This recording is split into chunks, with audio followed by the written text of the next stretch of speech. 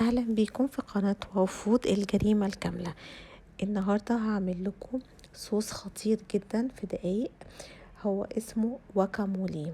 واكامولي دي برضو وصفة مكسيكي زي ما عملنا البيكو دي جايو في الفيديو اللي فات. النهاردة في وصفة الواكامولي، هي قريبة جدا لوصفة البيكو دي جايو بس دي بالافوكادو. تابعوني علشان نعمل مع بعض الوصفة دي. يلا نبدأ وصفتنا دلوقتي. معانا بصل ومعايا فلفل اخضر حامي، حلاوته ان هو بيكون حامي، وكزبرة متقطعة. كل ده بحطه مع بعض في الكبة. هو المهم ان انا بوصل للقوام بتاعه ناعم. البيكو دي جايو لو تفتكروا احنا قلنا عايزينه قوامه خشن شوية، لكن البيكو دي جايو ده احنا بنحبه يكون القوام بتاعه ناعم. بضرب ضربات متقطعة واقلب. انا عايزه كله يتجانس مع بعضه، الفلفل مع الكزبره مع البصل. اضرب وهقلب، هضرب وهقلب وهكذا. دلوقتي اهو انا بقلب، هضرب ضربه كمان عشان انا عايزه كله يتجانس مع بعض. زي ما قلت لكم انا عايزه القوام بتاعي يكون كريمي. دلوقتي انا حاطه ده عصير 2 ليمون اخضر، حطيت علشان طبعا يمشي معايا الخليط ويتجانس مع بعضه. ضربت تاني بالهاند بلندر وقلبت. كل ده علشان انا عايزة القوام كريمي. بعد كده المفروض بعد ما اوصل للقوام اللي انا عايزاه بحط معاه الافوكادو. دلوقتي انا بضربه ضربة كمان لاني حسيت ان هو محتاج تاني. خلاص انا وصلت.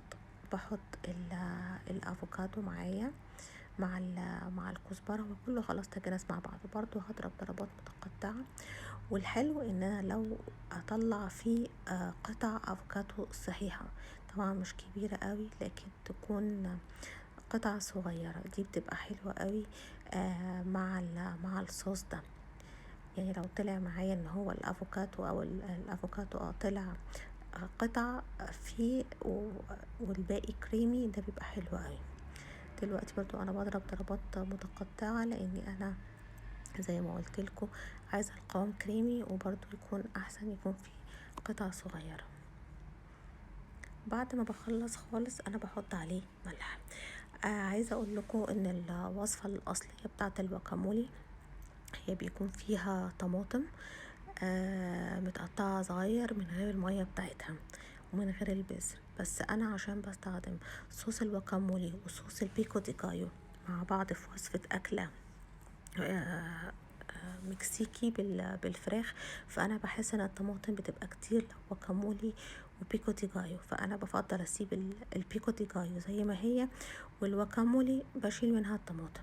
يعني الاتنين صوص بيتحطوا فوق بعض مع الفراخ، فكده كفايه قوي طماطم وكفايه املاح بصراحه. بس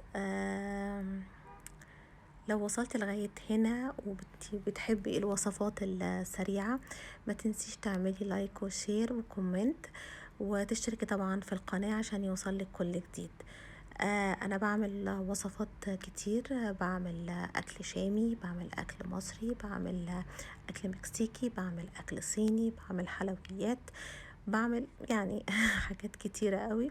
فلو انتي بتحبي الوصفات السهلة والسريعة واللي تخلص على طول في دقايق، اعملي لايك وشير وكومنت، وما تنسيش تشتركي في القناة عشان يوصلك كل جديد.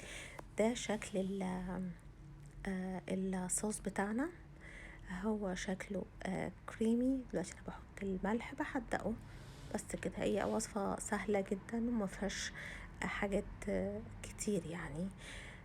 اتمنى تعجبكم، ويا ريت لو جربتوها تكتبوا لي في الكومنتات وتقولوا لي انهي عجبكم اكتر، البيكو دي جايو ولا الواكامولي. وبرضه هسيب لكم في صندوق الوصف الفيديو بتاع البيكو دي جايو.